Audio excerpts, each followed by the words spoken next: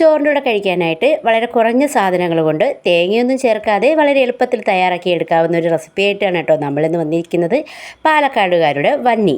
എല്ലാവർക്കും പുതിയ വീഡിയോയിലേക്ക് സ്വാഗതം. വന്നി ഉണ്ടാക്കാനായിട്ട് നമ്മളിതാ ഇവിടെ ഒരു ചെറിയ കഷ്ണം മത്തങ്ങ, ചെറിയ 2 കഷ്ണം മുരിങ്ങക്കായ, കുമ്പളങ്ങ, ഇത്രയാണ് കേട്ടോ എടുത്തേക്കുന്നത്. നമുക്ക് അവിയലിന് ഉപയോഗിക്കുന്ന എല്ലാ പച്ചക്കറി കൊണ്ടും വന്നി ഉണ്ടാക്കാം കേട്ടോ. അപ്പോൾ അത് നമ്മൾ പച്ചക്കറിയെല്ലാം നന്നായിട്ട് കട്ട് ചെയ്തെടുത്തിട്ടുണ്ട്. ഇതുപോലെ അത്യാവശ്യം വലിയ വലിയ കഷ്ണങ്ങളാക്കി കട്ട് ചെയ്തിട്ടുണ്ട്. കൂടെ നമ്മളിതാ ഇവിടെ പച്ചമുളകും എടുത്തിട്ടുണ്ട്.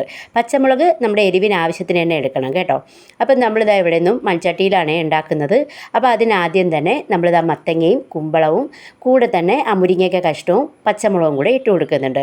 കുമ്പളത്തിനൊക്കെ പകരം നമുക്ക് വേണമെങ്കിൽ വെള്ളരിക്ക, പച്ചക്കായ, ചേന ഇതൊക്കെ കൊണ്ടുണ്ടാക്കാം കേട്ടോ. ഇനി നമ്മളിതാ ഇതിലേക്ക് ആവശ്യത്തിന് ഉപ്പിട്ട് കൊടുക്കുകയാണ്. കുറച്ച് മഞ്ഞൾപ്പൊടിയും കൂടെ ഇട്ട് കൊടുക്കാം. ഇനി നന്നായിട്ട് ഇതൊന്ന് മിക്സ് ചെയ്തെടുക്കാം കേട്ടോ. അപ്പം മേളിൽ കുറച്ച് കറിവേപ്പിലയും കൂടി ഇട്ട് കൊടുക്കുന്നുണ്ട്. കറിവേപ്പില നല്ല ഫ്രഷ് കറിവേപ്പിലയാണ് ഇടാനായിട്ട് ശ്രദ്ധിക്കുക. നമുക്കിതെല്ലാം കൂടെ നന്നായിട്ട് ഇളക്കി എടുത്തിട്ട് നല്ല ലോ ഫ്ലെയിമിലിട്ട് വേവിച്ചെടുക്കാം. മത്തങ്ങയും കുമ്പളങ്ങയും മുരിങ്ങക്കായും വളരെ പെട്ടെന്ന് തന്നെ വെന്ത് കിട്ടും. ഇപ്പോൾ ഇതാ നമ്മുടെ പച്ചക്കറിയൊക്കെ നന്നായിട്ടൊന്ന് വെന്ത് കിട്ടിയിട്ടുണ്ട്. അപ്പോൾ വെന്ത് കിട്ടിയതിന് ശേഷം നമുക്കിടല്ലോ ഇതൊന്ന് ഇളക്കി കൊടുക്കാം. ഇളക്കി കൊടുക്കുമ്പോൾ ഒന്ന് ശ്രദ്ധിച്ച് ഇളക്കുക, ഇല്ലെങ്കിൽ നമ്മുടെ മത്തങ്ങയും കുമ്പളങ്ങയും എല്ലാം ഒന്ന് പെട്ടെന്ന് തന്നെ ഉടഞ്ഞു പോകും. ഇപ്പോൾ ഇതാ നമ്മുടെ പച്ചക്കറിയൊക്കെ നമ്മൾ നന്നായിട്ട് ഇളക്കി കൊടുത്തിട്ടുണ്ട്. ഇനി നമുക്ക് ഈ സമയം ഇതിലേക്ക് ഒരു ചെറിയ സ്പൂൺ കുരുമുളക് പൊടി ഇട്ട് കൊടുക്കാം. അപ്പോൾ കുരുമുളക് പൊടി ഇട്ടിട്ട് വീണ്ടും എല്ലാം കൂടെ ഒന്ന് ഇളക്കി കൊടുക്കാം കേട്ടോ. നമ്മളിവിടെ ഇളക്കി കൊടുക്കുന്ന സമയത്തുണ്ടല്ലോ 2-3 മത്തങ്ങ കഷ്ണങ്ങളൊക്കെ ഒന്ന് ഉടഞ്ഞു പോയി, പക്ഷെ സാരമില്ല കേട്ടോ. ഇപ്പോൾ തന്നെ നമ്മുടെ ആ കുറച്ച് വെള്ളമൊക്കെ ഒന്ന് കുറുകി വന്നിട്ടുണ്ട്. ഇനി നമുക്കിതൊന്ന് തണുക്കാനായിട്ട് മാറ്റി വയ്ക്കാം. അപ്പോൾ ഇതാ നമ്മുടെ കറിയെല്ലാം നല്ല രീതിക്ക് തണുത്ത് ചൂടൊക്കെ പോയിട്ടിരിപ്പുണ്ട് കേട്ടോ. അപ്പോൾ ഇനി ലാസ്റ്റ് നമ്മൾ ഇതിലേക്ക് ഒന്ന് ഇളക്കി കൊടുത്തിട്ട് ഇനി നല്ല കട്ട തൈര് വേണം ചേർത്ത് കൊടുക്കാനായിട്ട്. തൈര് എടുക്കുമ്പോൾ പുളിയില്ലാത്ത നല്ല കട്ട തൈര് തന്നെ എടുക്കണം. അപ്പോൾ ഒന്നുകിൽ തൈര് നല്ല മിക്സിയിലൊന്ന് അടിച്ചെടുക്കുക, അല്ലെങ്കിൽ സ്പൂണ് കൊണ്ട് നന്നായിട്ട് എൻ്റെ കട്ടയെല്ലാം ഉടച്ചതിന് ശേഷം വേണം മാത്രം കേട്ടോ ഈ കറിയിലേക്ക് ചേർത്ത് കൊടുക്കാനായിട്ട്.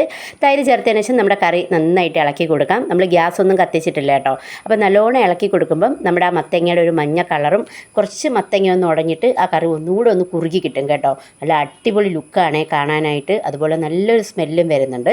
ഇനി നമ്മളിത് അവസാനമായിട്ട് ഇതിലേക്ക് കുറച്ച് നല്ല ഫ്രഷ് കറിവേപ്പില കൈ കൊണ്ടൊന്ന് പിച്ചിയിട്ട് ഇതിൻ്റെ മേളിലേക്ക് ഇട്ട് കൊടുക്കുന്നുണ്ട്. പിന്നെ നമ്മളിത് ഇവിടെ ഒരു 2 സ്പൂൺ വെളിച്ചെണ്ണയും കൂടി ഇതിൻ്റെ മേളിലേക്ക് ഒഴിച്ച് കൊടുക്കുന്നുണ്ട്. നമുക്കിത് കുറച്ച് കഴിഞ്ഞൊന്ന് ഇളക്കി കൊടുത്താൽ മതിയേ. അപ്പോൾ നല്ല ടേസ്റ്റി ആയിട്ടുള്ള കുറുകിയ ചാറോട് കൂടിയുള്ള നമ്മുടെ വന്നി ഇവിടെ റെഡി ആയിട്ടുണ്ട് കേട്ടോ. ഇത് ഇളക്കി കൊടുക്കുമ്പോൾ വെളിച്ചെണ്ണയുടെയും ആ പച്ച കറിവേപ്പിലയുടെ മണമെന്ന് പറയുന്നത് വല്ലാത്തൊരു ഫീലാണ്.